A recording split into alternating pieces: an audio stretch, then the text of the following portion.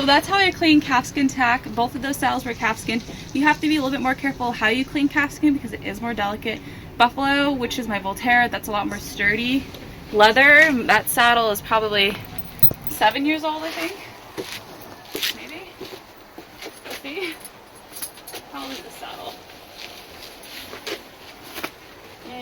7 years old of pretty consistent use, and you can see I take care of my tack so it lasts a really long time.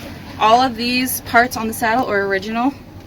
You can see my seat is still pretty darn good. I keep glycerin right here so it doesn't wear more. This is just natural wear and tear due to the age. And this is buffalo leather, so it is a little bit more hardy than calfskin. But regardless of the type of leather, you really do need to clean your tack and take care of it. It is an investment. So, like I said, this is Ami's Volterra. Okay, now I'm going to show you how I clean bridles. This is the bridle I rode in today with Mia. It's a PS Sweden bridle with a Mylar combo bit. I'll show you how I clean my bridles. So, first thing I do is clean the bit. I'll start off with one of these. These were from IKEA. It's like a sponge pad. When you get it wet, it turns softer into a sponge. That's what I like to use. Did it have the hole in it? Yeah, so you can hang it to dry. Oh.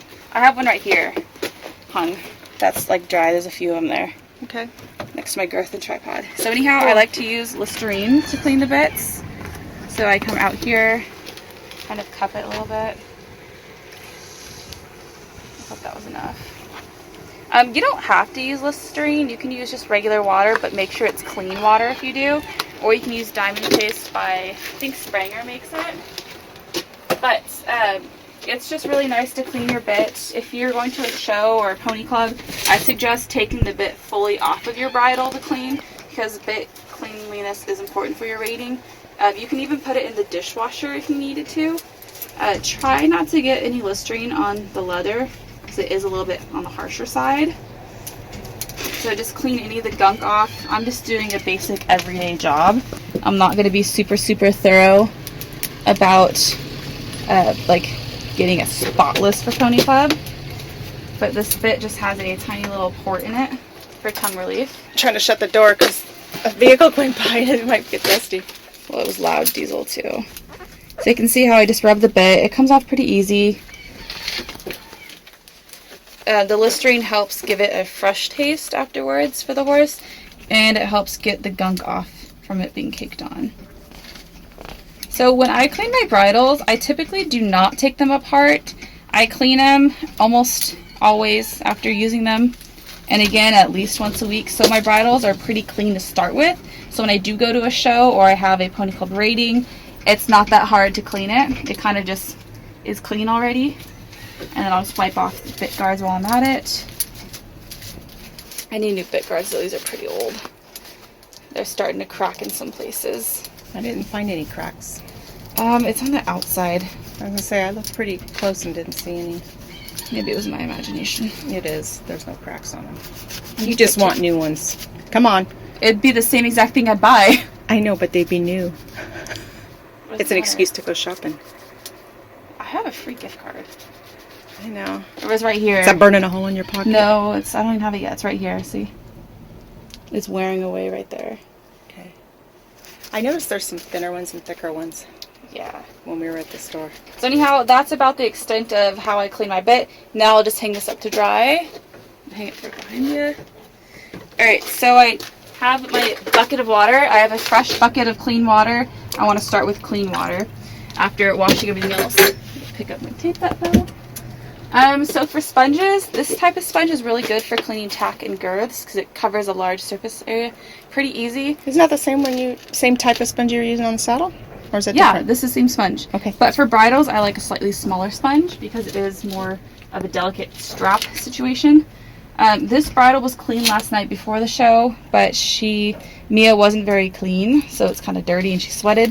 So I'm going to take the strap out.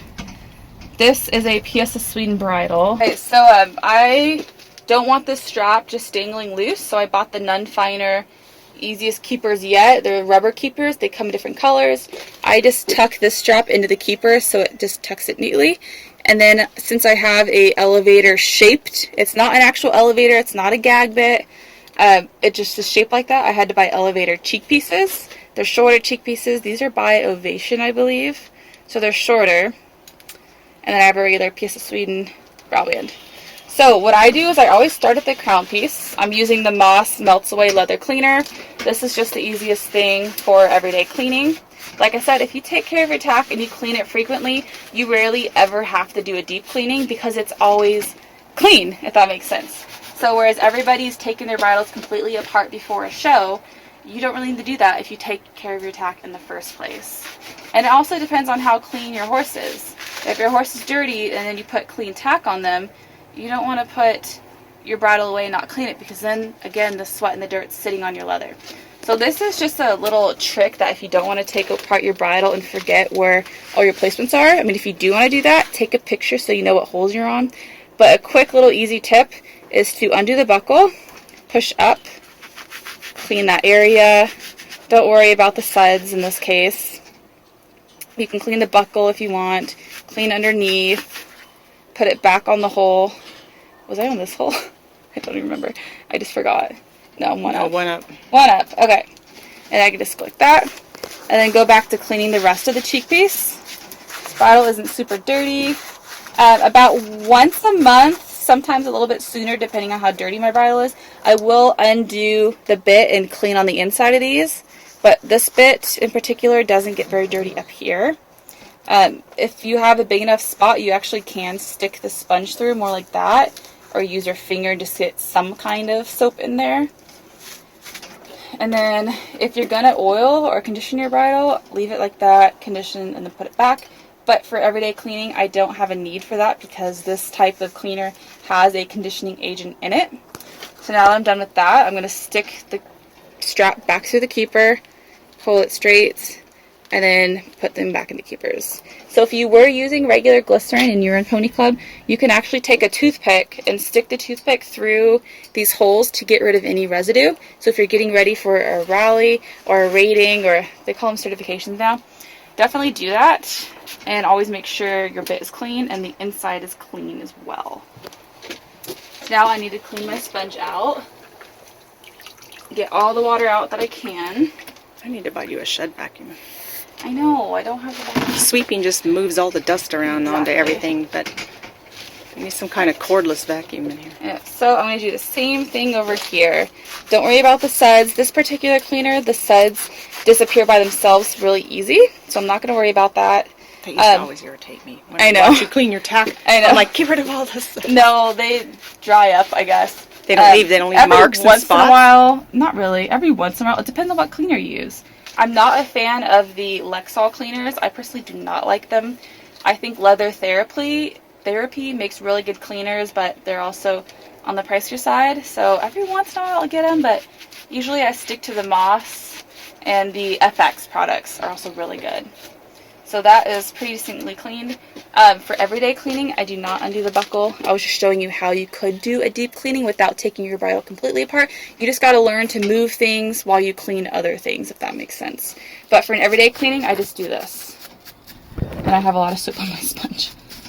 I would just do that. But I still do undo the bottom keepers. I just go like that. The brow band's pretty easy. I'm going to try not to clean the waxed thread very much. Clean the inside of the brow band. Sometimes it helps to invert a piece of leather to get a really good clean, but this bridle is pretty decently clean to start with. The nose piece, I know, the nose piece. Driving me crazy. I know, zero CD. Yes, I'm Wipe going to it. ignore it. What? Wipe it off! No. Wipe it It'll off! go. I'll show you afterwards what I do. So then I clean the nose piece, and then I have the curb chain part. This leather curb chain is not the best quality. This is not what came with the bridle. It came with the biothane type curb piece, but I bought a cheap one off of Amazon. It's a miniature horse size, and I think it's by the brand Tough One. It was only a few bucks, but it's smaller because I needed a smaller one, and the regular one was like too wide for, yeah, all that stuff. So then next, I have the underside of the crown piece. I do this last because this tends to be the dirtiest, and I save the dirtiest for last. So I just clean pretty good. This soap is really good about getting rid of the dirt without having to put much effort into it. So it's really nice. So again, I'll move it over here so I can clean right there. It's all about moving things out of the way so you can clean what you need to clean. Alright, so now I'm going to clean my sponge yet again and move on to the reins.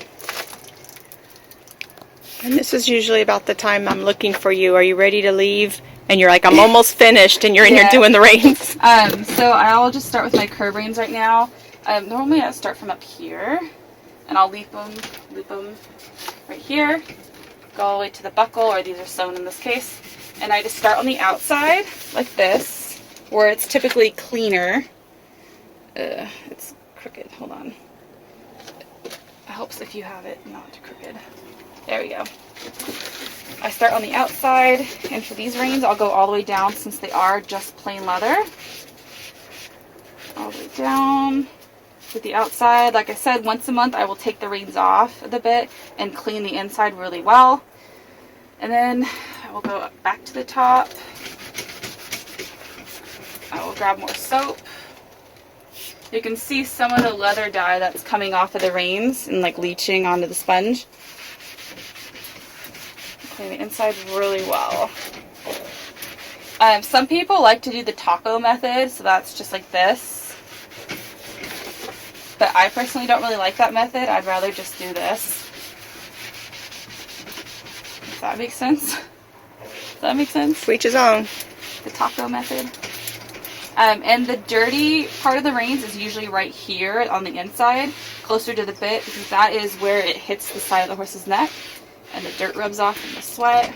And their slobber hits it. Yeah, and there's slobber from salivating on the bit. Switch over. If your reins are really dirty, sometimes you'll have to clean out your sponge and go back to it with more soap. So I'm getting to the point where my sponge is dirty. Alright, so those are those reins.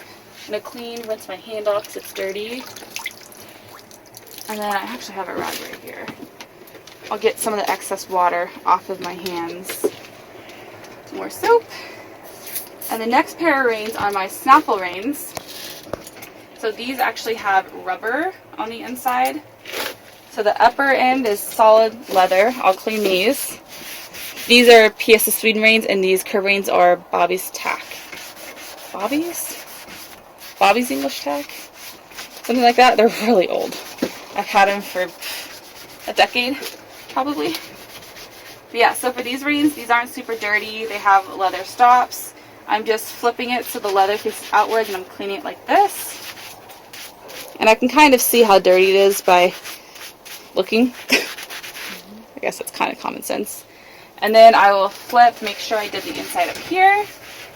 Then I will go all the way down. I don't clean the rubber very often. I will take a sponge with regular water and then just water sponge the inside of the rubber about once a week, but I don't necessarily do it every time.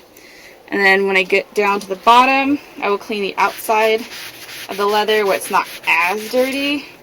Clean the leather stops, move them, clean where it was.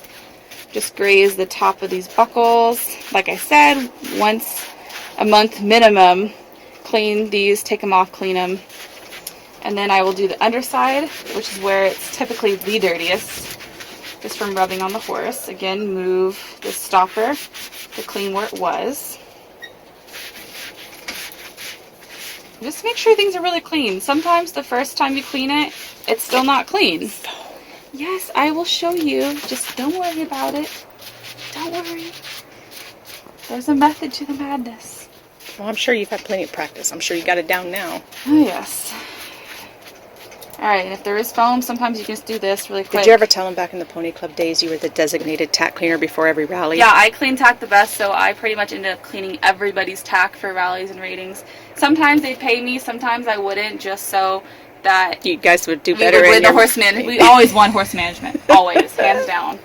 Alright, so once I'm done, I will take a clean cloth. This is just a soft microfiber, and I will just rub down the leather just to get off any suds that may still be there, and to put the keepers back in place. But you said if you didn't go over it with the rag, those wouldn't show. Those spots, the foam, exactly. The residue, yeah, doesn't you'll show. See. Okay. Yeah, you don't have to. This is just something I like to do. I appreciate it. Thank you.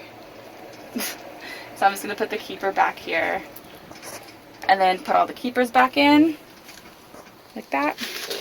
Put the brow band back in place. Everything's good to go. Yeah, so now I'm just going to take this. If there is any residue, it usually does soak in, but if I'm in a hurry and it hasn't soaked in yet, sometimes I'll just wipe it off. Like, see the keeper? It's pretty much all gone, and it didn't leave any spots. Okay. But I'll just wipe it off just in case. Yeah, that was pretty foamy a minute ago. Yeah, just in case. Alright, and the way I like to put my bridles back is I will take the reins. Let me step back for this. Oh, okay. Yeah. You have to So I turn take around. the reins, settle them how I would if I were to put them on the horse. You have to turn toward us. I like to make sure they aren't twisted at all. This is just my OCD right here, personally. But I just go like this, make sure they're all good. I set the reins on top of the crown piece. Then I take the back curb strap, go around the bridle, just like that. And this is how I hang it right here. And I hang it on a flat ledge so I don't get creases on the underside of my bridles. But how I were to hang a bridle like this, I lunged in it the other day, so I have the reins off. I actually need to clean this bit and this bridle, but I'll show you how I would hang it. For this one, I would just take the back curb strap. This has a fleecy cover by, I think it's Waldhausen. Oh, that just fell. Do over. Yeah, I just go like that, and then I would take this piece and just loop it through like that. I don't have a regular type bridle in here to show you how I would do a figure 8 crisscross pattern, more traditional, but that is how I would hang it up normally. Ami's bridle doesn't even have a noseband on it, so this is just how I would hang stuff.